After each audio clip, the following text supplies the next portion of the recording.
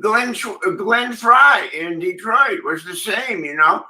We were in successful bands.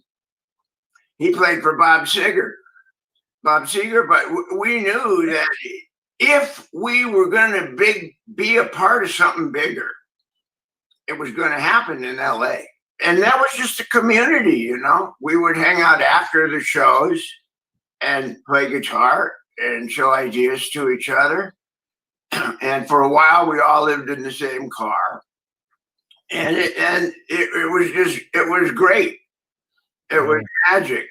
And you're right.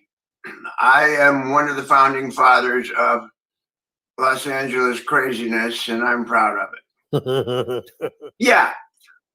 Vets Aid is an organization I started to help vets. And for two reasons. One, I'm a Gold Star kid. My father was in the Army Air Force, and he died when I was almost 2 years old. Wow. And so I always was resonant with Gold Star families who had lost a family member. And, you know, playing all around the United States, I noticed that between the coasts, there's a wasteland of help. You know, if you're a vet and you're in Nebraska, nobody understands what you're going through.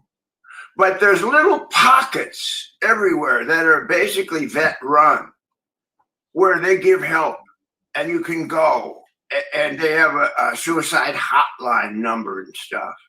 And they're all, they fund themselves, you know, but I decided to help those people. And so I started Vets Aid.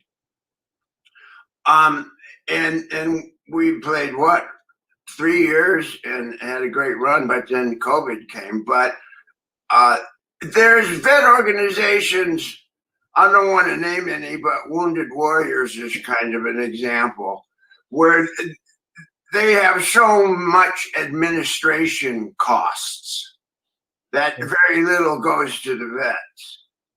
And that's okay because they're in Congress and they lobby Congress and stuff like that.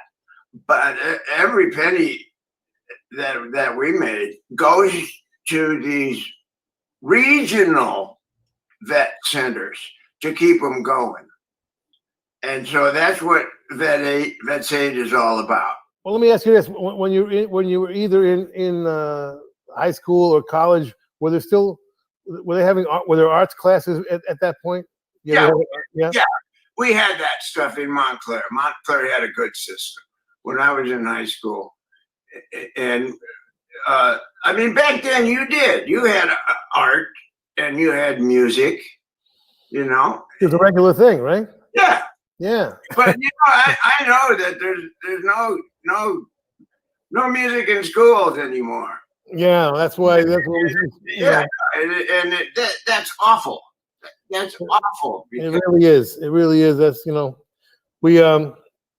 I went to Washington D.C. to actually talk to the senators about it, and you know, and then it's not going to change. You know, they said, you know, sorry, you know, we're not doing that anymore. You know. Yeah. So that's why we started our, you know, our TeachRock.org curriculum, but it's music history. You know, we decided, you know, we're not going to get instruments into kids' hands at the moment, so let's at least do the history and get people excited about the history. And then with history, you can talk to all the kids. You don't have to talk to just musicians, you know, which was nice. When schools come back into you know, reality, if and when, you got to go down and see this school that we have a partner school called Orangethorpe in Orange County. You'll see some people from that show on this episode, and you got to go down there and check this out, Joe. You'll get a kick out of it. We have it's kindergarten through 6th grade, and the entire school has integrated the arts into every single class. You know. And man, and when you see it in action, man, it's mind blowing. I'm telling you. So I want to get you involved in that for sure. Check it out. You know. Yeah. It was the last thing I did before it closed down. but before the quarantine. Well, when I was in school, right, my grades varied between C- and D+. C's, I just wanted to graduate. I didn't care about anything, but the classes that I did great, straight A's in, were the classes that had a cool teacher, because they kept me interested, and I paid attention, and by far my music and art department teachers, and even language, they were cool people. They were textbook, read the textbook. They were cool, and you got to get that to young kids. Yeah, man, it's a big difference. It makes all the difference in the world. Well, I'm a friend and an ally in that. Okay, hey, thank you, man. Thank you. Anyway, all right, Joe. Say hi.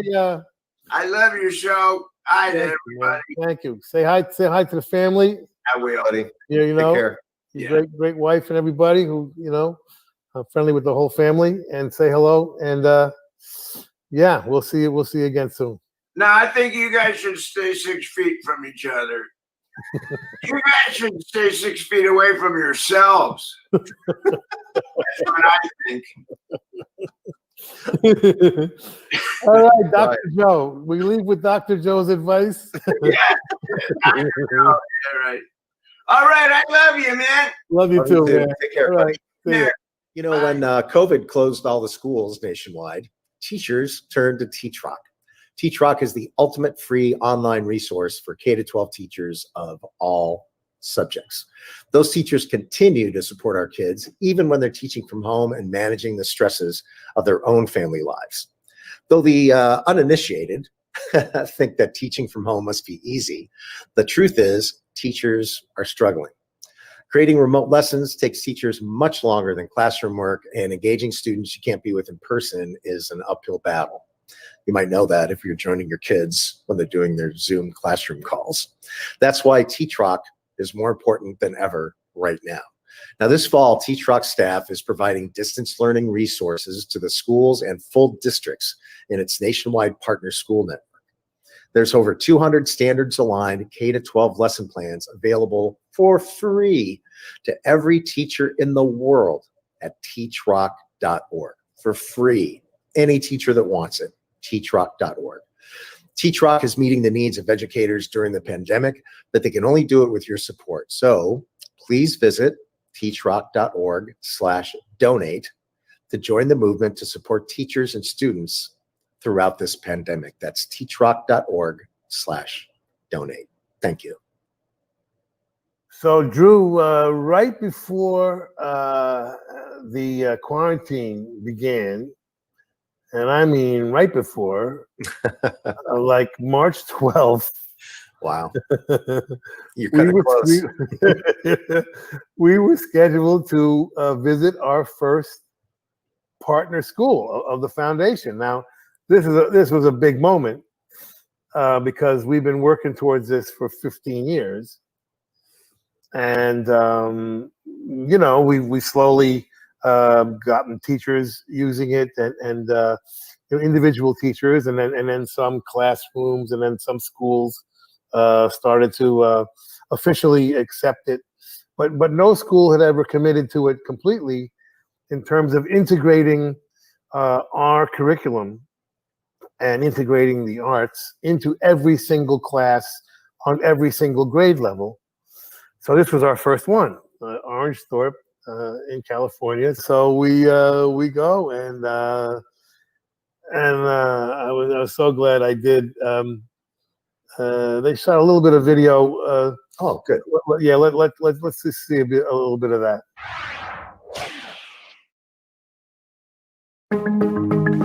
I can't tell you how wonderful an experience this has been today. I'm so impressed with you guys. At the request of the Music Teachers of America, we were called the MENC back then, in the old days. And they said all the arts classes are being cut in the school system, especially the public school system, and can I go check it out and see what's going on? And so I happen to have a friend. I said, I got an idea, why don't we do a music history curriculum instead? In the end, our basic mission has been, I guess, three things mostly, which is keep the arts alive any way we can. Number two, to figure out a new methodology for teaching this generation of kids, which we realized quite early. I started visiting some school classes and realized these kids are being taught the same way I was taught, which is, learn this now and someday you'll use it. And I thought, this is not going to work anymore. These kids are smarter than us and faster than us and have absolutely no patience. So, we have to give them a reason to not look at their device and come up with an answer in 30 seconds. Someday you'll use it. So we thought, well, music is the answer. Thank God, the kids are still into music. Tragically, they're not buying it anymore, but that's okay. But they are more into music than ever. So we decided, let's use that as a common ground. Let's go to them. We need to stop dragging kids to our ideas of how to teach them. Who's your favorite artist? They all have one. Let's trace them back. Where do they come from? And they just stayed engaged. And we realized, we're onto something here. If we can find that common ground with a kid and capture their imagination, then the teachers can do their thing, and that's what happened. So the new methodology we kind of just stumbled into, but it certainly seems to be working. And then the third mission for us was very much to affect the dropout rate, and improve the graduation rate from high school, which has enormous consequences that nobody really talks about. But it's an absolute epidemic in our country. Close to 50%, some ridiculous percentage of the kids in the poor neighborhoods are not graduating from high school, and then close to 50% of them end up in the prison system somewhere in their lives. We feel very strongly about the arts integration. We don't think it's a luxury. We don't consider it an after-school thing. We consider the integration of the arts in the education process an essential part of it. So, I just want to say how happy I am to see it all in action right here, including one of my biggest things I've talked about for many decades is education should be, learning the inclination of the kids first and foremost, and then encouraging it. Simple as that. Give them all the choices in the world, see what their inclination is, and then encourage it. And how exciting to see a class dedicated to just that, right here. So you guys are really doing everything I've ever dreamed of and more.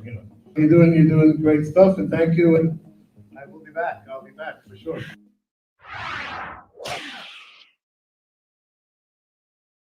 That was nice.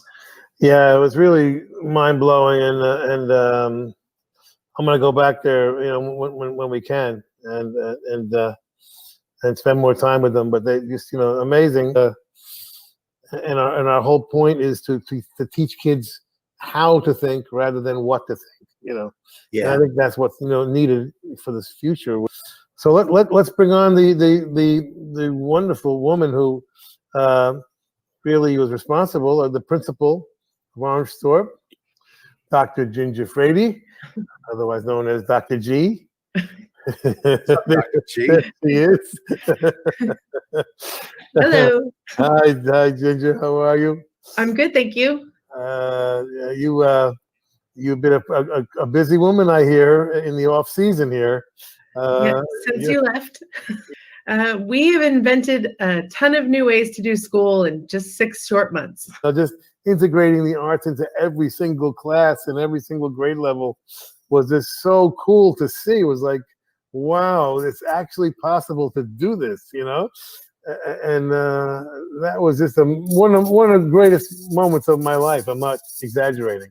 I mean, it was like, the fulfillment of, a 15-year dream, just to see that it actually could work, because it was kind of a theory up until you know, Well, you're the one who made it real, you know. we put theory into action here. Yeah. And I think for us, like the big challenge was to keep that momentum going now that we're in a distance learning model. Like, how do we keep our arts going?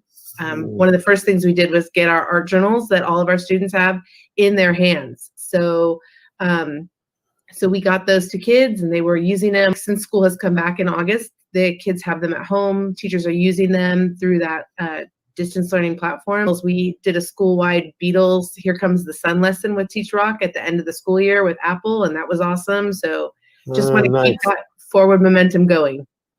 Fantastic. Say hello to Drew Carey. Hi, Dr. Hi, Drew. How did that feel after 15 years walking through the school and seeing it come alive like that? I'm telling you, it was one of the most thrilling moments of my life. I am not exaggerating. I'll bet. You're not sure it's going to work. You think it's going to work.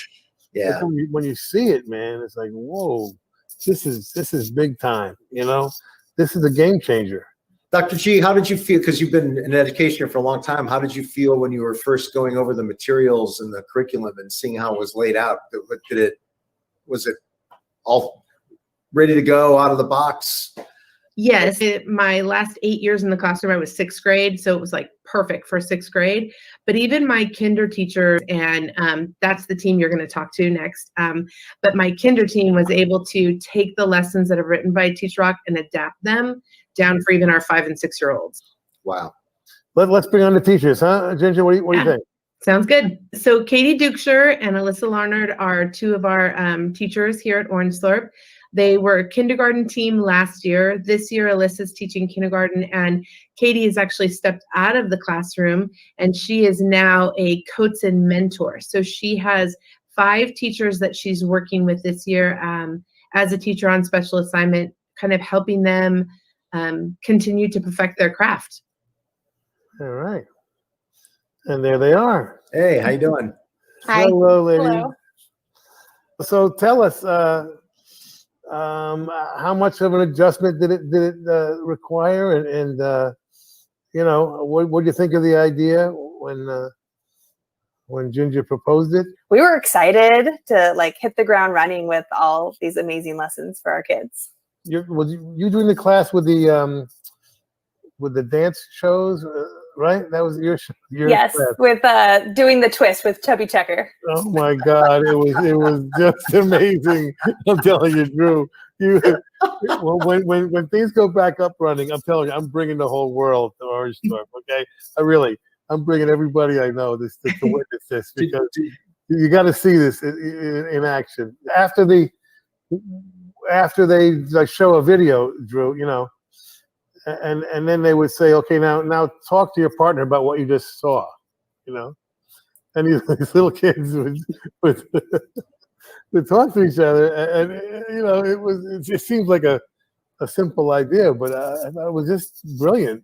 So this was, I thought, a brilliant antidote to the modern sort of isolation age, you know. Katie and Alyssa, when you're teaching these kids, when you're bringing something new like that, I know you've been teaching for a while. Every day must be a surprise to you what kids can come up with and what they do. Yes, you have no idea. Yeah. It is always a surprise especially kindergartners, you know, they're 5 when they're coming in, or 6 when they're getting ready to go to first grade. Alyssa and I would team teach a lot. So that means we'd bring about over 60 5-year-olds together in one room and teach lessons. Mm-hmm. And because they could see our passion for it, they instantly were engaged. Honestly, what blows your mind, and you know, the thing that kept happening class after class was the sheer enthusiasm. You know, you just don't see that kind of enthusiasm in schools. I'm sorry, you know, and every grade level had this incredible vibe of enthusiasm. You know, I wish adults didn't lose that part of themselves when they grow up. There seems to be like an age where you're just like, oh, I can't do that anymore because I'm this age, which is insane to me. Like, why can't you draw while you listen to music? Especially these two teachers. I mean, they got to be at the same wavelength, right? As 5-year-olds, you know. which I think is wonderful. I mean, 65-year-olds. Oof. you It's not as scary as you think. I don't know. I'm a bachelor. anyway. You can come next time, Drew. You are more than welcome. I'd love to see it. All right. Well, thank you, Alyssa and Katie. Keep up the I good love work. teachers. God bless you. We're gonna bring in 2 students Thank you. right now. Thank you for what you do. Yeah, thank you. That was great. So, You're a pandemic positive. That's what you guys are. yes, you are pandemic positive. Yeah, cool. Well, I'll see you in person again soon, I hope. Ginger, you want to introduce? Sure. Yeah. So we've got Jerice Gumapal, he's a 6th grader, and Riley LeBond, who's also a 6th grader, and they can tell you a little bit about how TeachRock has changed how we do things here at Orange Thorpe. Hello, Riley and Jerice. Hello. Hi, guys. Say hi to Drew Carey, Hello. Hi, Mr. Carey. your Hello. favorite game show host, Maybe. and your favorite principal, Dr. G. Yeah, So Riley, you've been at Orange Thorpe for a while now, huh? So you're an expert on the school, and our curriculum, the arts curriculum. Have you noticed a little difference since we started using the arts? Trying to integrate the arts into the education system. Yeah. Definitely. What was it? Just more fun? More? Tell us. What were your feelings? I think it's more fun because we get to like interact and stuff. With each other. Yeah. What do you think, Jerice? Same thing? You have some more fun? Yeah, because mostly when I'm in the classroom, my classmates, I usually see them yawn a lot because before TeachRock, they would be yawning a lot because they don't really like school, because that's what they told me. But then after TeachRock, I see them less yawning, so I think they're pretty engaged with TeachRock. Well, that's a good test. Like, is there a moment or a lesson that sticks out in your mind more than another? I think the one about Billie Eilish. Oh, yeah. What about you, Jerice? Well, we did do this lesson where we had to draw something depicting a lyric, like the Beatles, and we had to draw something that was similar to the lyric, and I kind of like that one because I like art. So, Uh-huh. What Beatles lyric was it? I think it was the sun one. The sun. The Beatles. Oh, Here lyric, Comes the Sun? one. Here comes the sun. That lesson's great for 6th grade. I'll bet. I wish I had that lesson in 6th grade. Drew wants to take the class now. Yeah, I do, honestly. We have we're a Title I school, so we have about 80% of our population is free and reduced lunch. So we do have some internet challenges with families. It would be great if it was like part of your utilities and it was just included and everyone had internet access, but unfortunately that's not how it works. So our district has worked really hard since March 13th to get everybody online and successfully online for a duration of time. And so fall has definitely been smoother than spring. Wow. It should be free for everybody, shouldn't it? It should. Yeah, internet's getting to be like a thing that you just can't do without anymore, like water or Yeah. regular electricity, and All right. Well, thank you, gang. Thank you for coming and being part of this. We hope to see you in person sooner than later. And just keep up what you're doing, because spread the good vibes. You guys are just you're setting a good example for the rest of the country. You really are. And we thank you, Dr. Ginger. You're really wonderful. You are a great example for the rest of the country, and I hope every school becomes Orange Thorpe. Thanks. I hope so. Really. All right. See you soon. Okay. Take care, guys. Thank you. Bye. Bye. Bye-bye. Bye. Bye. Yeah, I want to thank a sponsor that's been with us with the Roadshow since the very beginning, and we really couldn't do the show without them, Chegg.com. Chegg, they have textbooks and study solutions is how they frame it. But how I frame it is, if you need anything for teaching, learning, anything in the classroom at all, they're the one-stop shop, Chegg.com. So go there for all your teaching and textbooks and study needs. They're really great. You can't believe the stuff they have. So anytime I start thinking like I've done a few things, or maybe I'm getting busy, I think about your life, Eddie, and man, you got a hell of a life going, man, and so many cool things. We're gonna try and get into a few of them here, but I want to start with one that's that I just learned about. I want to start with the Pacific Ocean. Holy mackerel! You're going back, hey, Stevie. You're going back to 1960. You weren't even born yet. Well, now let's tell people what is the Pacific Ocean? It's this big body of water that's off the western part of the United States of America. No, what it was is this. I had a rock and roll band, and I started in 1960. Started singing rock and roll. I was a ball player. I used to play baseball, and then I fell in love with rock and roll with Little Richard and all of the Robert Johnson. And when you were doing, were you the singer, or were you? Yeah, I was a singer, but I was the worst singer in the band, and I was the lead singer. It was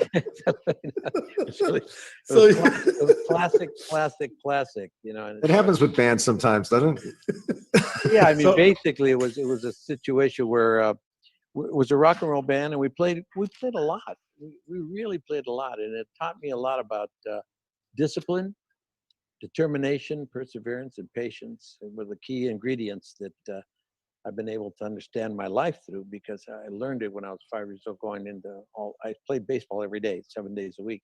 So I had learned to play the game, and I learned that when I got into music, I said, shoot, if I do what I did in baseball, I could do this. I could, so that 10,000 hour thing got into play, and I started to do, just started to do it every day, 7 days a week. And I did it until 1973, 74, and I got to I recorded albums, and we played on the Sunset Strip. We were playing at the Gazzarri's. I played there for 4 years, 7 nights. Wow. Yeah, so I stayed there for 4 years, thinking, 4 years at one nightclub, playing every single night, never had a break, no Christmas, no New Year's, we worked every night, but we didn't want to do anything else. 1964 through 1968, and those were the heights of the Sunset Strip, singing every night, playing 3 shows a night. But anyway, so rock and roll, Pacific Ocean, drove me as my vehicle from baseball right into performance. And I used to perform when I was on a ball field. So anyway, I want to talk to you about, so you started the Latin American International Film Festival, right? Yeah. We were talking about that a few years ago. Yeah. And then that kind of turned into the education thing, right? It kind of, one kind of led to the other? Yeah. The festival, which started in 1998, then became a component of that. We would bring kids from all over Los Angeles that were along the Metro line. The Metro people let the kids come on free so they could come to Hollywood. Oh, nice. And they would get off right there at the Grauman's Chinese Theater, and that's where we were at the Egyptian and the Grauman's Chinese, and we'd use the El Capitan, those 3 theater screens. So they would come to that area right there, Hollywood and Highland, and they would use the Metro, and then they'd get off and they'd come and work with us and watch the movies. And the schools loved it, because we would bring them in and we would show them films from Latin America and all over the Iberoamerica, which is, Caribbean, Spain, Portugal, Central America, South America, United States, of course. And we would show them movies, but they would be in Spanish with English subtitles. Okay. And we would show them, there was grammar school, there were junior high, high schools, and colleges. So each one of those groups would have their own movie that they would watch. And of course, the grammar school kids and the junior high kids, the teachers loved us because they said, we can't get them to sit down and read for 2 hours. It's really hard to get them to do that. And here they come in here, they sit here for 2 hours, they're watching a movie and they got to read. If they don't speak Spanish, they got to read the subtitles. Right. So that became a real inspirational thing for the schools. And so more and more schools started to come. And so we started a writing program, story program, writing your story and then work on it before the festival. And then we would read them at the film festival. At that time, it was in September, October. And so they would come from when the school started, and the teachers that were going to bring their kids would have the kids write stories. And then we would read them at the festival. So they were writing and they were telling stories. And so from that, we got into the school systems in 2003. And we started to bring the understanding of the audiovisual event of filmmaking to grammar school kids, 4th graders. And Stevie, nothing has been the same since. 2003 to 2008, it was a process we were trying to learn how to do it. We needed to work on the curriculum and the way to teach it and all that. And then 2008 to 2010, it got to be a little stronger. So 7 years we're in 5 schools. And then all of a sudden, man, 2011, it broke, boom. And then in 2014, I shut down the festival and just carried the student film, the youth cinema project, and brought in filmmakers. I started to bring in filmmakers to help the kids. So we would bring into the classroom 2 professional filmmakers, graduates from the American Film Institute or Chapman or UCLA or SC or from New York, and all over the country, wherever those students, because they would come here, kids are here trying to make their life inside of the art form of filmmaking, and they're young and they're trying to get ahead. So we would use them, pay them really good money. We'd pay them real good money to come and teach the kids. And so we put 2 filmmakers into the classroom. We had worked the curriculum for about 8 years, 9 years, and really got it solid. Right now we're in 16 school districts with over 1,400 kids per semester. Correct. And it's not an after-school special. This is all year. And they learn learn about story. They learn how to write. They learn how to do pre-production, production, and post-production. They learn marketing. They learn distribution. They learn how to set up their LLCs. We would come in and say, okay, now stand up, everybody, and then they rearrange the desks into groups, and then they would teach them, the basic fundamentals of story. And then in groups of 6, because there's usually 30 kids per class, they would start to learn how to tell their story. It's like you're writing your song, okay? You start off with a chord, 2 chords, and you start out singing, she loves you, yeah, yeah, yeah. She loves you, yeah. Oh, we don't have to pay for that. And no, we don't. It's okay. That's an old Mexican favorite. Again, oh yeah. But were they shooting shooting stuff on their phone? They go. Oh, no. We brought in equipment. We have real lights. They learn about how to set up their gaffing. They learn how to gaff. They learn how to set up makeup. They do their casting. They do location scouting. They do all they learn all of that. Wow. They learn everything. Each group is making their movies. And what we do, it starts off, again, the first 3 months is about writing. But we only use the first for the first 2 months, they have to write longhand, not on a computer, longhand. All right? And then they got to read it. It's a synopsis, a story. You got to read your story to them. And it's usually half a page, 2/3 of a page, and they all stand up, and each one of the 6 kids in the group reads their story. From that reading, and they read it to the entire class, and then they go back to their groups. From that, the 6 kids, and this is the key to the whole structure that really put it to a very high level. They learned communication, collaboration, critical thinking, and creativity. Right from the get-go, they were collaborating with one another, and stuff that you can't learn when you're studying social studies, math, English. You don't learn collaboration, you don't learn communication. Yeah. You use it, but you don't use it with the whole group. So they learned how to do that, and then they learned how to tell a story. So each one of them had to tell a story. That we bring in the 2 people, and they teach them how to write the story. From writing their story, they end up speaking it. Then they go back to their groups, and they decide which story they want to do as their script. So they have to collaborate amongst the 6 and talk about which story they think that everybody appreciates and wants to do, and then they all start to write that story. So out of the 6, they got to collaborate, communicate with one another, and pick one of the 6, and then they end up moving forward with that story and make it into a 5-page script that ends up being about 3 minutes worth of movie making, and they write the script. And all of this is being done with 2 mentors helping them. They got the teacher there too. What's great though, Eddie, and what I loved about this when you told me about it a couple of years ago, the same thing we're doing, which is integrating the arts into the education process. It changes the process itself. I mean, of course, we're all interested in the kids learning the arts, which is its own reward for the kids.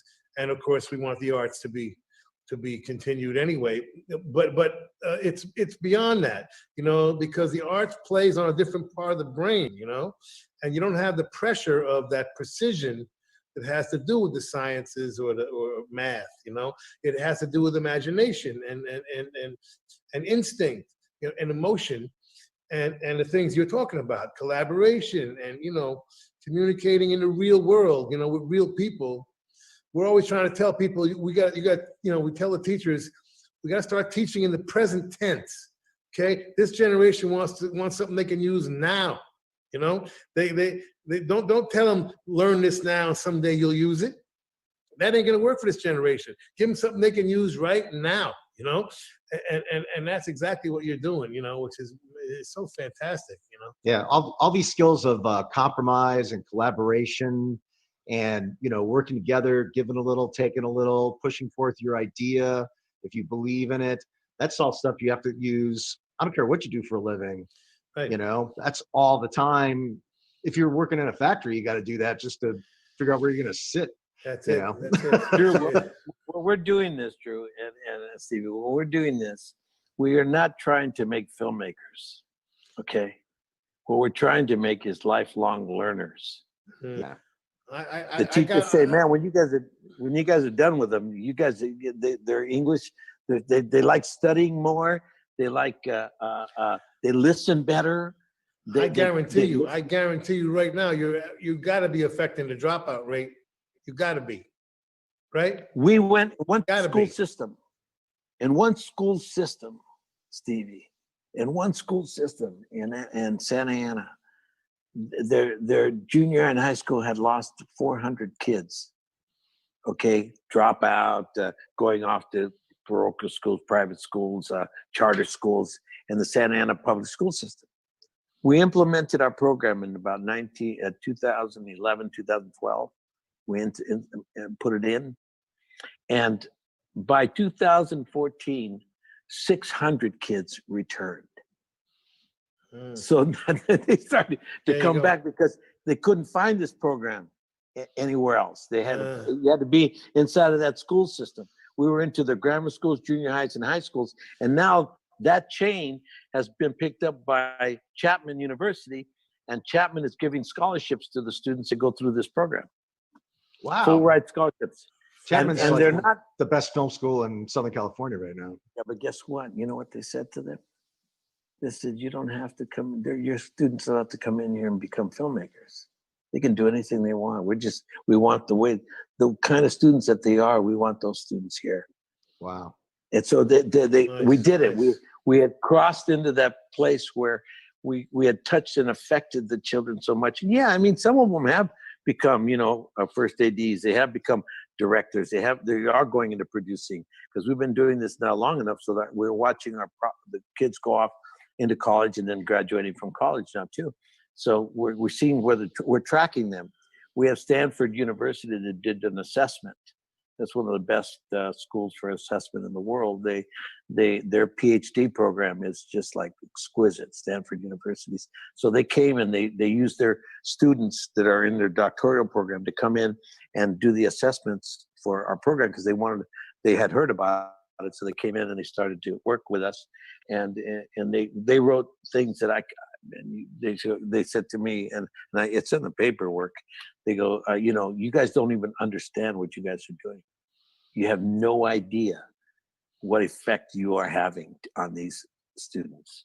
How did you get this idea in the first place? Where did this come from? This came from 1998, when we started screening the films at the Latino International Film Festival. By the way, the Latino International Film Festival came back. We shut it down for 4 years, and then it came back, and it's been going now. This is the third year since we came back now, since we've been there. Cool. And this year we were virtual, and we were the first international film festival to go on virtual when COVID hit. So the COVID hit, and then we ended up going right away. We said and all of our teachers, all of the mentors, our programs quickly got transformed into virtual school processes, and same thing with our whole film festival became virtual and free, so they could see it anywhere in the world, and that really it multiplied the amount of people that were actually visiting. Fantastic. Yeah, it was really good. Yeah. So anyway. Well, I guess we better wrap it up. But thank you so much, Eddie. I know how busy you are, man. I really pleasure, appreciate you doing this for us. And I want to tell everybody about what you've been doing, because it's so inspiring and still unique as far as I know. I think you're still the main one. This whole thing was created by you out there, and I hope it spreads, man. We got to make this thing spread around, because one of our big things is also increasing the graduation rate. What people don't realize is close to 50% of the kids in the poor neighborhoods are dropping out of high school. Close to 50%, and almost 50% of them end up in the criminal justice system sooner or later. That's just, those percentages are not tolerable. That we should not be tolerating that. And so what you're doing and what we're doing, I think is really important. And I love your whole thing, man. I love it. So thank you. I love yours too, Steve. Thank you, man. Thank you. You've done extraordinary work, Stephen. Really, really committed. You committed yourself to the community, which is really, it's fantastic. People say, why did you do that? And I said, well, basically, I got more out of it than they did. Yeah, I do. Yeah. The feeling that I get from helping others, and it's just like, it's a tremendous sense of self-respect and self-esteem and self-worth. And it's just like unbelievable. The more you give, the more you receive. The more you help, the more people help you. And it just is contagious. And that's what's happened. The community has turned out, and here we are. I'm 74, and I can honestly tell I'm working now more than I worked when I was in my 30s. Congratulations again, Eddie, and keep doing what you do, baby. And we'll be checking it out. Hey, you keep working what you're doing, man. I love you guys. Thank you, Drew. Thank you 1,000 times Love over, you too, man. Love you too. Yeah. God bless Thank you, everybody. Take care. All right.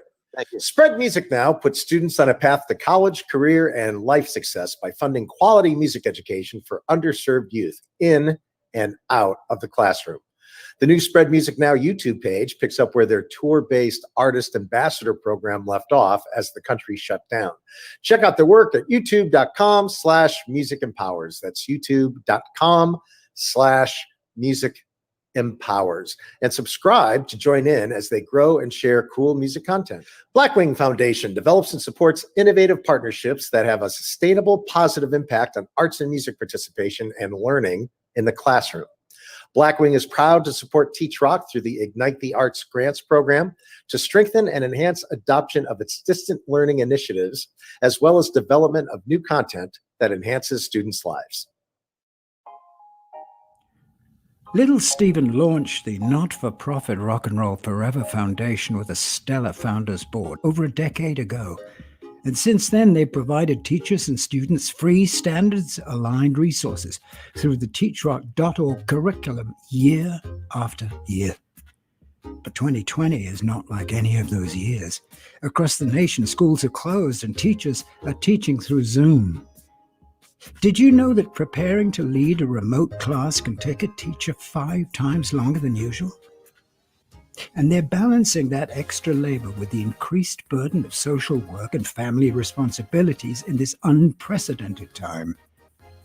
That's why TeachRock developed a new distance learning format that allows teachers to quickly send lesson plans brimming with the engaging power of popular music straight to students' screens for free. And they're a hit.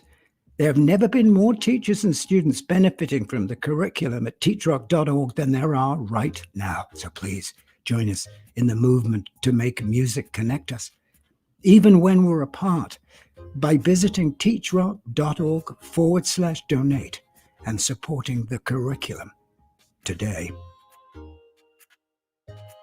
Let's say hello to Robby Krieger. Yay. Wow. Nice to meet you. Hi, Rob. All right. How you doing? Good. Last time I saw you was in early 70s at the Santa Monica Civic when you guys played there. Wow. Do you remember that show? I kind of do, because it was one of our first, I think it might have been the first place we played after the Roxy. It was our first, pretty big show for us. Yeah. That was also where the Tammy show was filmed, wasn't it? Yeah. Any autographs on the wall in the green room from the Tammy show? Yeah. Wow. Anyway, that's all I remember. It's a great show, and you guys blew me away. thank you. I'm looking at your bio here, and I must say, one thing caught my eye. Did you go to a Ravi Shankar school? I don't know. I mean, was he directly involved?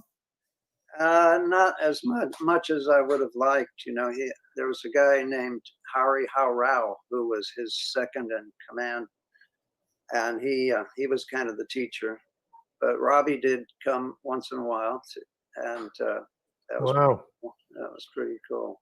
Were you actually learning sitar or learning the Indian scales on the guitar? No, it was sitar. It was everybody had a sitar, and they also taught tabla drums. So John Densmore was there too with the drums. Because you were playing those Indian type scales right on the first album, really, in the end, and right. Yeah, that's right. I loved Ravi Shankar. I used to go to sleep every night listening to one of his ragas. Yeah. I took a class at UCLA, Indian music, also, which was very cool. You wouldn't believe all the beautiful instruments they have there. At least they used to. Probably still. Yeah. It's just a whole room full of stuff, unbelievable. So you got a new album, first of all. Well, we can talk about that. Yeah, I got a new album out. It's the first one in a long time. It's called The Ritual Begins at Sundown. Here's the cover. Very cool cover. The cover. It's one of my paintings, actually. I really like your art. Wow. Yeah. You've had no formal training, or did you have formal training? No, just my mom was she was real into art. She took classes and stuff, and so I grew up, kind of watching her do it. And you've always been like sketching your whole life and playing with colors and things like that. Loved to draw when I was a kid, and I really just started painting for about maybe 25, 30 years ago. Who's on it, first of all? There are a lot of guys from Frank Zappa's old bands. Arthur Barrow, who is my longtime buddy, bass player, and Tommy Mars, keyboard guy, Chad Wackerman, the drummer, a couple of horn players from Zappa's groups, Sal Marquez, Jock Ellis, and we had a lot of different, a lot of cool jazz guys on the record. So what? Yeah, what I was gonna say, what can you describe the style of the record, or is it a mixed? It's sort of jazz rock, I guess you could call it, but it's a little different than you would expect. You know, we wrote it. We wrote a lot of the stuff as a band together because playing with these guys, you know, for a couple of years, and I think that's a great way to write. You know, you must feel a lot of creative freedom at this stage of your career, because like when you got to prove to anybody, you could just do what you want for fun now, or things that excite you. Is that kind of how you approached it? That's true. Yeah, I mean, you know, I still do the Doors stuff, you know, and that's totally different. But then, you know, when I want to do what I want to do, it's mostly, you know, crazy jazz kind of stuff. And Are the vocals on it? no, there's almost no vocals. Oh, it's all instrumental. All right. When you do the Doors, who are the other two Doors now? I have different guys. You know, I have my drummer Ty Dennis. He's been with me for maybe 30 years. He played when Ray Manzarek and I played together, starting in year 2000. We played about 15 years together, doing the Doors. And Ty was there. Phil Chen, great bass player, who's Oh yeah. I think you know who he is. Yeah, he's with the Faces, right, for a while. Or I played Jeff Beck. He played on Jeff oh, Beck. Jeff Beck. Yeah. Who sings? My son Waylon sings. No kidding. Yeah, he's really great. And Oh. sometimes this guy Dave Brock sings. He has a Doors tribute band called Wild Child. Yeah, I never got to ask. I'm sorry, I never got to ask anybody in a band as famous as yours what it's like to see somebody in a tribute band doing like their best impression of you. Is it weird? Like, how does that feel to you? Is it weird, fun? Is it like a thrill, or what? It's different depending on the band, you know. Yeah, because some are good and some aren't good. But I know that. You know, when I first saw Wild Child about 20 years ago, I thought they were great. You know, this guy Dave Brock was he really did the old Jim thing pretty well. And, they were good. I used to go sit in with them. Wow. You know, I hadn't played Doors stuff in probably 20 years at that point. And, you know, I started seeing these tribute bands and saying, God damn, they fill up the whole Roxy or this place or that place. And they were having so much fun, you know. I started sitting in with them. And then, you know, maybe and starting 2000, I went to Ray Manzarek and said, hey, man, we should start doing that stuff again. If people are paying for the tribute band, they'll pay for the real band. Right. Yeah. But you know what? I go to well, not this year, but I usually go to the Orange County Fair every year here in Southern California. And I really only go, the main reason I go is to see the tribute bands, because every night they have like one or two really good tribute bands that do the fair circuit. And they're just usually amazing. Yeah, I mean, the Pink Floyd guys, supposed to be, I've never seen them, but I've heard they're great. Let's talk about the charity thing, Robbie. You got a great charity thing. I guess it's connected to your painting, or how's that work? Yeah, there's a thing called Art for a Cause, and so I give my copies of my paintings, and they sell them at different charities, and so they get to keep all the money. and it works out pretty good. I noticed I heard you don't sell your originals. What do you do with them? I keep them Yeah. down at the studio mostly. Hmm. But the right price, I would sell them. So the charity gets a copy. How's it work? G clays, you know what those are? They're Fine art inkjet prints. Real nice paper. Yeah, good copies, and they, it's. I think it's a good way to get my artwork out there and to help different charities. But I do other charities too. I've been doing. We do a show every year for St. Jude's, the last 10 years or so. Oh, nice. And we used to do a Pat Tillman Foundation. And I have a thing called the Music Path, which is a deal where we're trying to get music into schools here in Glendale. What do you know? Small world. Now we're talking.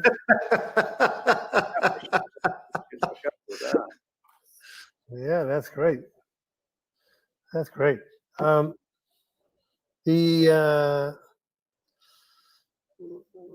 you guys were you broke, you got discovered where at the whiskey or the was it the whiskey that you were playing regularly? Yeah. We played there for probably 3 or 4 months as the house band. So that was. And who hired? Was that Mario at that time? Who was? Mario and Elmer. Elmer, yeah. Yeah, Elmer Valentine. Yeah, I miss those guys. Bill Tanzini. Yeah. Wow. And how Mario's daughter does it now. She's pretty cool. How often were you playing? We play once a week or twice a week? Back then, it was every night, man. 6 nights a week. Oh, wow. 2 sets a night. Wow. Yeah. And it was great for us because we really got our material honed down there, we doing a mixture of covers and originals? Yeah. So it was mostly originals. At first it was kind of half and half, and then people wanted to hear more of our original stuff, so that was cool. What covers did you do? Oh man, we used to do Gloria, Oh man, I would love to get a copy of that. Did a lot of blues stuff. We did some Motown kind of stuff. Al Green, all kinds of stuff. Wow. I remember seeing a picture actually of Van Morrison and Jim Morrison. Right. He came up and jammed with you one night, right? Yeah, because they were like the lead act, and we were the second act, and we got to know them pretty well over the week that we played with them. And so the last night, the whole band, both bands got up and we did Gloria together. That was amazing. Wow. Since doing Gloria together. Wow. I hate camera phones, but I wish there was one for that. Yeah. No. When do you paint? Do you paint on a kind of schedule? Do you think to yourself like, oh, I need to paint because I have another charity thing coming up, or you just when the mood hits you, when you just need a more like that when the mood hits me. I like to paint on plexiglass for some reason. And use oils? No, acrylic. Acrylic on plexiglass. Wow. Yeah. There was something about. I only can see the pictures online, but there's something like I don't know, shiny or bright about them. Right. That's what it is. And the cool thing is, if you put them up in a window, right, the light comes through. So whole different, it's really like having 2 different paintings. Let's see that album cover one more time. Let people. Also we got this this one that just came out. This box set. Oh, that's that picture we were just talking about with Henry. That's the picture Henry took. Yeah. So it's a vinyl, and they also have a couple of CDs in there. I don't know if you can. Wait a minute. Oh, Do you remember taking that picture that day? Oh yeah, of course. How about this one? Yeah, we talked about that one too. Yeah.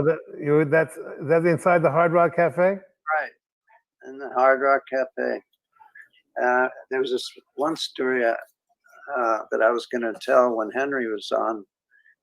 Before we went into the Hard Rock, we were across street, and this bum comes up and he asks for for some money, and so Jim says, "Well, all right, but you got to do something, entertain us, So the guy says, "Well, I can whistle really loud, louder than anybody in the world." And so we said, "Oh, okay, let's see you do it, man." So he did this, and I swear to God, it was so loud. It was like an air horn going off or something. And we said, "How the hell do you do that?" He goes, "Jesus." How much did he get? I think he got a couple bucks. That was A lot of money back then. Any kind of paper back then was big. On that note, all right. So everybody's getting Robbie's new album, and also Morrison Hotel is a reissue. Is there extra tracks on there? 50th anniversary of Morrison Hotel. There's some extra tracks. Pardon? Oh yeah, there are some outtakes. Yeah. A couple of different songs.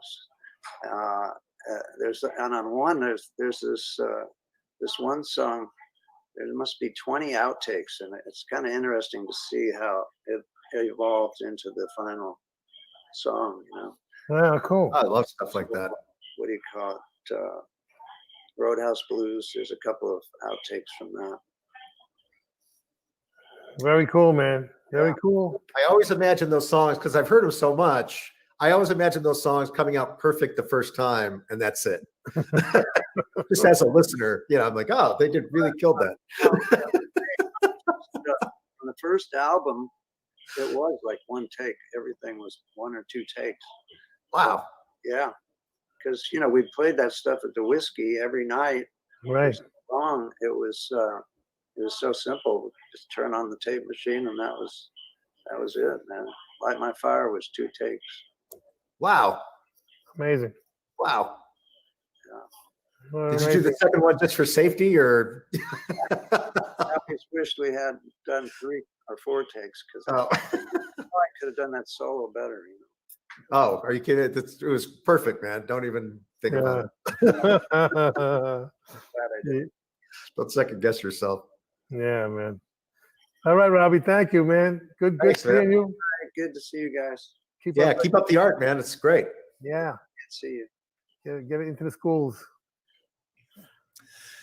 We want to thank our community partner, Shinola Detroit. Shinola supports TeachRock's mission to empower teachers, to keep the arts in the DNA of schools, and to use music to keep students engaged, enrolled, and on the path to graduation.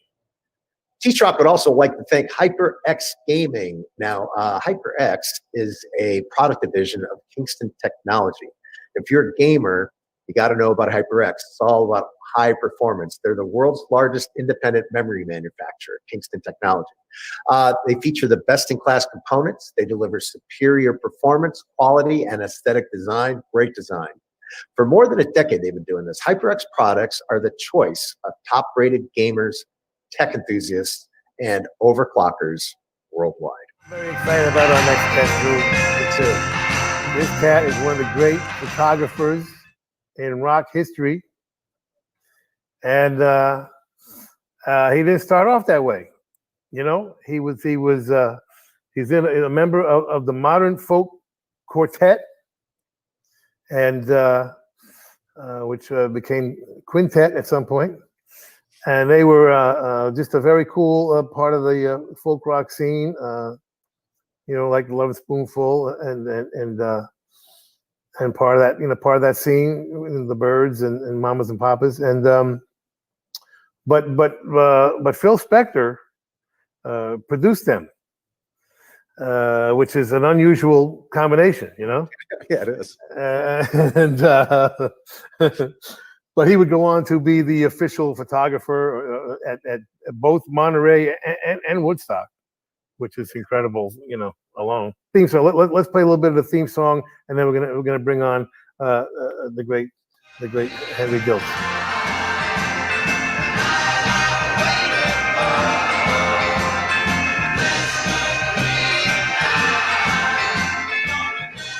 Hey Henry, how you doing? Hey,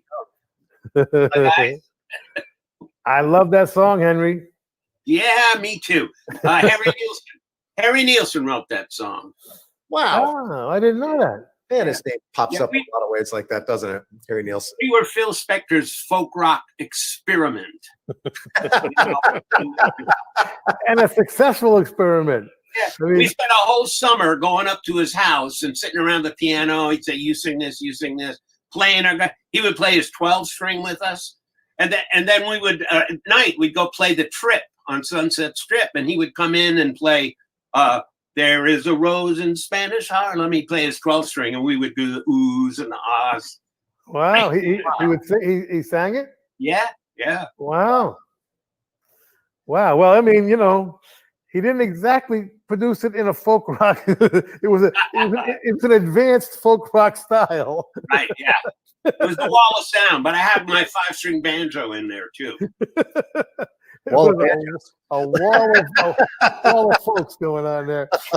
What's wrong with a wall of banjos, everybody? Yeah.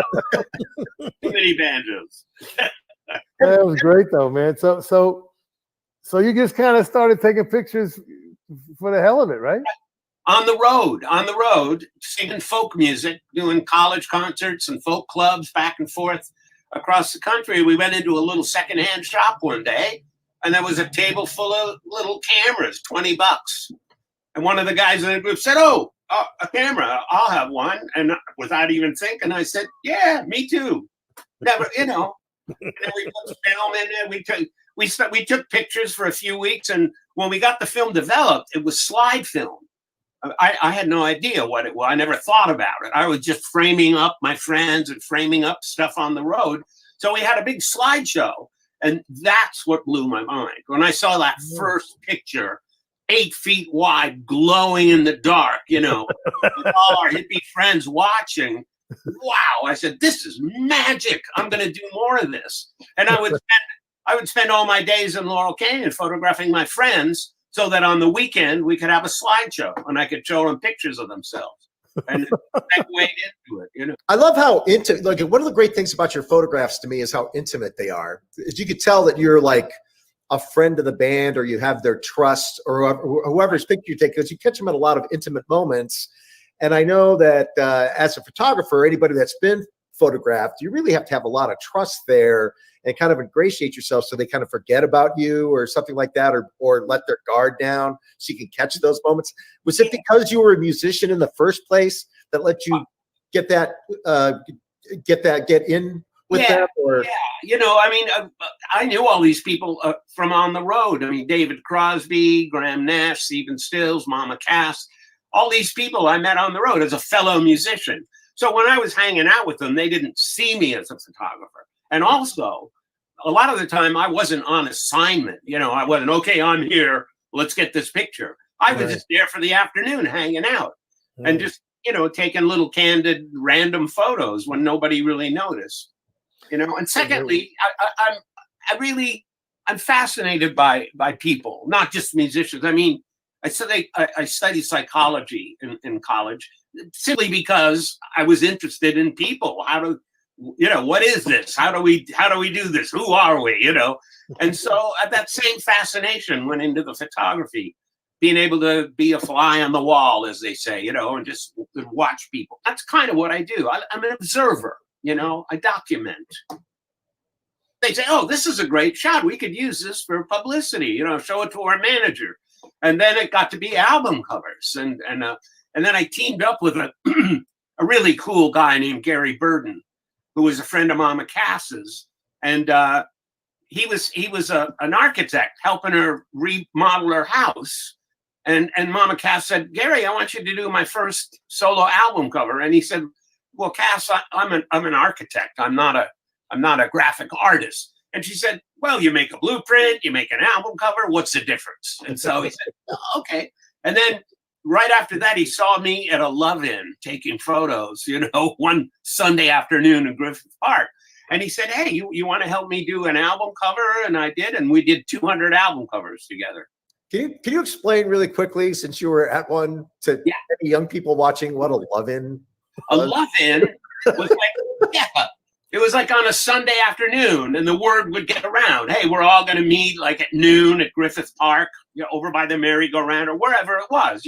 Elysian Park was another place, and all the hippies would, all the musicians and friends, and I call them hippies. I mean, that's what we all were.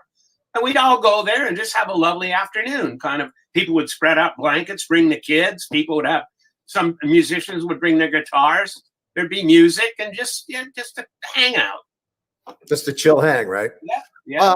I consider you a photojournalist as well as just a regular portrait photographer, just because you get candid moments and you're following people around. So you have a lot of that in your work. And you really have this gift of like catching that perfect moment. You have so many good unposed looking posed pictures. Okay. Does that make sense? Yes. I have a framing Jones, is what a friend of mine told me once. You have a framing Jones. I like to frame, That was just the wonderful thing about picking up a camera. Oh wow, you can look at little slices of life. You can aim it where you want. You can aim it at a group of friends, and you can wait for just that moment where they all laugh and you go click and you got that, Yeah, you got that down. I know that it's up to me to pick that moment when I push the button. And I do tend to wait until they really look good, or there's a moment, there's some energy. I watch, and then when it kind of happens, I take the picture. Sure, digital now is a whole new world, And I said 15 years ago, I said, I will never go digital. One of those guys. I am a film guy, And then I picked up, I was using Nikon cameras, and 35 millimeter little spools of film. And I picked up a friend of mine's Canon, a big telephoto lens, and I looked through it. I said, "Oh my God, this focuses itself, and it sets its own light reading." I always had a light meter, a spot meter to take a reading. I said, "This is amazing." I mean, you don't even have to be there to take the picture almost. And so I got into digital because it was just kind of easier and quicker. There's a lot of advantages to it. Let's look at some cool stuff. Let's look at the Doors stuff first. Look at that great picture.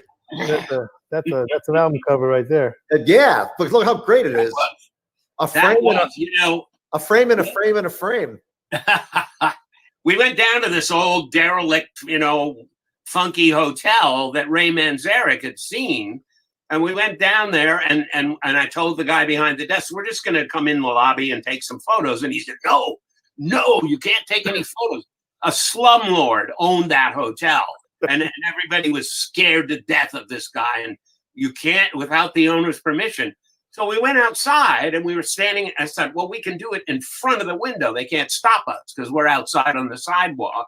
And we were just doing that. And I looked through the window. I saw a light go on, and I looked in and I said, hey, that's the elevator light. The guy left the desk. You see the elevator light right in the middle of the picture there? Right. The guy behind the desk left, and the lobby was empty. And I said, quick, run in there, you guys. And I first started taking right where that passenger loading sign is. I was right close up, kind of looking sideways down the window. And my partner, Gary Burden, said, no, back up.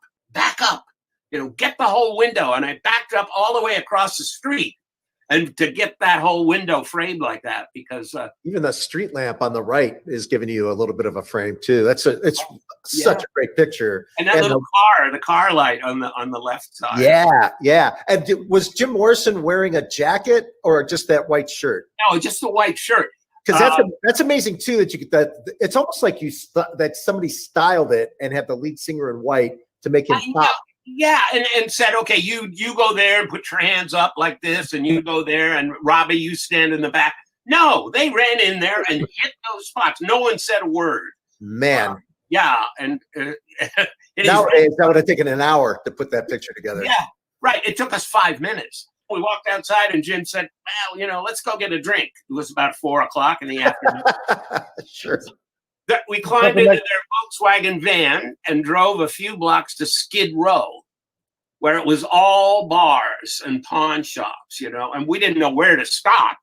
And then someone looked out the windshield and said, "Look, on the next corner, it says Hard Rock Cafe." We said, in fact, this I learned later that this little bar had been there since the 30s.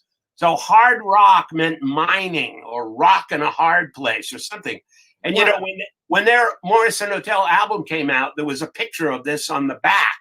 And they got a call from London one day, and the voice said, "We're starting a cafe here in London. Would you mind if we use that name?" And they said, "No, go ahead."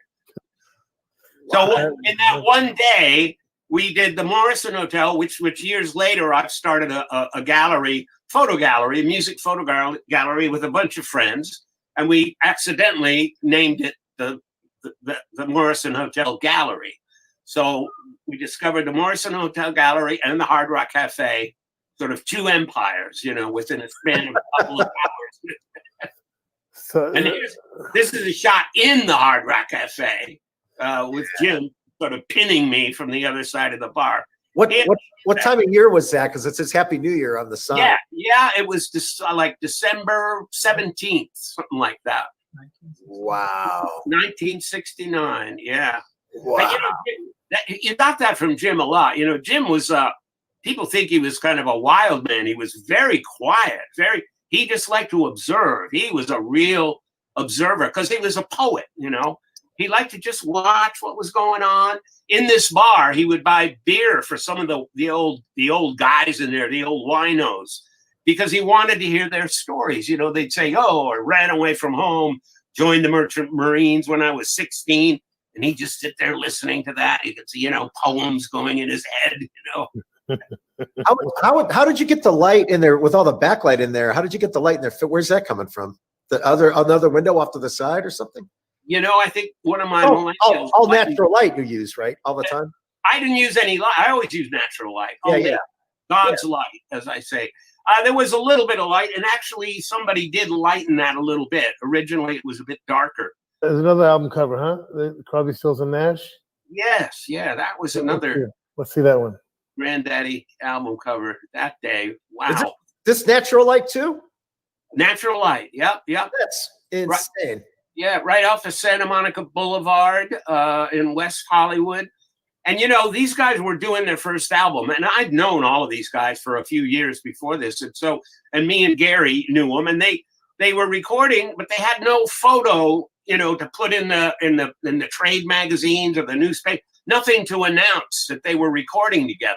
So we said, well, let's go out and we'll just take some random shots. We weren't looking for an album cover at this point. We were just trying to take publicity shots. But we found this little funky house, and we found that couch, and they jumped on there. We took a bunch of shots, and once again, Gary. So I took this shot right up close, framing it. Right, I had to frame it just right. And then Gary said, "No, back up, get the whole house." So once again, I backed up all the way across the street, and we took that picture. And then, so it was a wraparound album. But the story goes that we looked at these pictures a few days later, and they said, that's a pretty good shot. That could be our album cover, except we're sitting backwards, because now we're going to name ourselves Crosby, Stills, and Nash, and that's Nash, Stills, and Crosby. And there was some talk about flipping the picture over, but then Stephen would be playing backwards, So I said, well, let's just go back. A couple days later, let's just go back to the house. You jump on the couch, bang, bang, bang. 5 minutes, we'll get it the right way. We all got in the car, drove back, and the house was gone. There was no house. It had been bulldozed all the way in the parking lot. Yeah. It kind of looks like a place that's getting ready to get bulldozed. Oh man, that's funny. That's a funny story. All natural light, crazy man. Do you have a favorite time of day since you use all natural light? Oh yeah, magic hour always. So yeah, I mean 4, 5, 6 o'clock these days, 7 o'clock when it's soft. Not the morning with a rock and roll. No.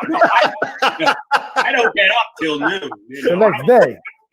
I go to bed at 4 and I get up at noon. That's it. We got one more picture. Let's show it because it's a cool picture. Yeah, this is a Laurel Canyon picture up at Mama Cass's house. And Mama Cass isn't in it, but she would always meet these English groups on TV shows when she was on there with the mamas and papas. And so one day in Hollywood, she met Cream, and she met Eric Clapton, and he was very shy, and he didn't know anybody in town. And she said, well, come up to my house tomorrow. I'll have some friends over. We'll have a little barbecue.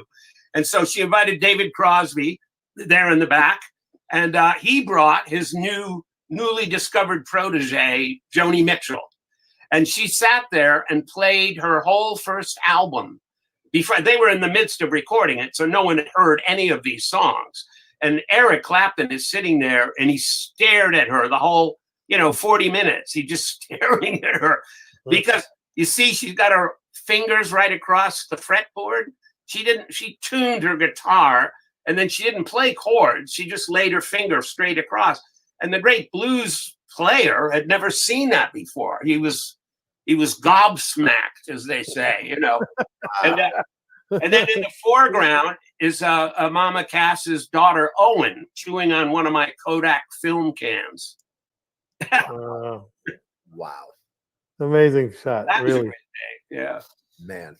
So I would highly recommend the documentary. Is it just called Laurel Canyon, Henry? What's it called? Right. Laurel Canyon. It's a It's two-part. called Laurel Canyon. Yeah, it's a great documentary, and Henry's featured in it, and a lot of these pictures, and it's great. It's a great documentary.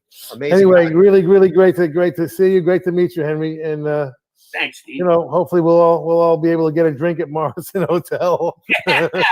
When the bugs go away, right? Or the Hard Rock Cafe, I should say.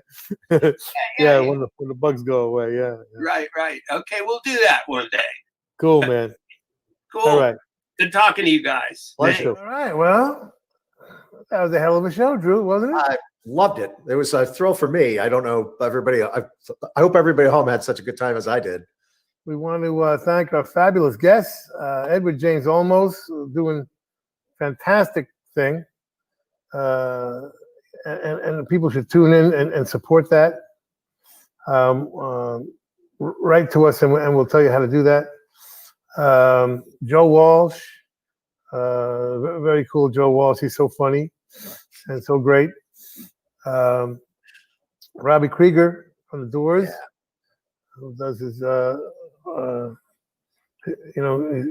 become a great painter and does that stuff for charity. And our teachers at Orangethorpe, Ginger Frady, and all the great teachers at Orangethorpe. I can't wait for school to come back so I can bring everybody down there to see our partner school, in Orange County. Yeah, that Orangethorpe section was really moving for me. That was really great to see. The two cool dudes who got our curriculum into the school system.